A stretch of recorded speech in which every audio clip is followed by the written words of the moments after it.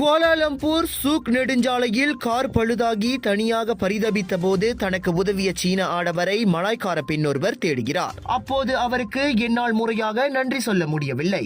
எனவே அந்த சீன அங்கிள் கண்ணில் படும் வரை தயவு செய்து இந்த வீடியோவை வைரலாக்கி எனக்கு உதவுங்கள் என @shqn.s என்ற டிக்டாக் கணக்கில் அப்பெண் கேட்டுக்கொண்டுள்ளார். சம்பவத்தின் போது காரின் பிரேக் பிடிக்காமல் சாலையிலேயே நின்றுவிட்டது.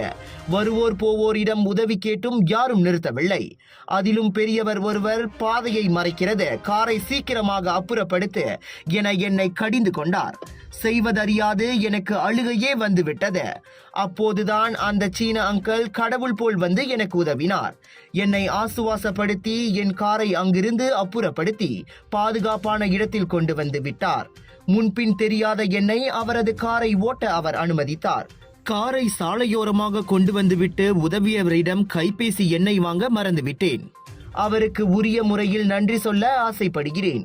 எனவே வீடியோவை வைரலாக்கி நெட்டிசன்கள் தங்களின் பலத்தை காட்ட வேண்டும் என அப்பெண் கேட்டுக்கொண்டார். இக்கட்டான நேரத்தில் உதவியவரை தேடி நன்றி கூற அப்பெண் எண்ணம் கொண்டிருப்பது பார்வையாளர்களை நெகிழ செய்கிறது.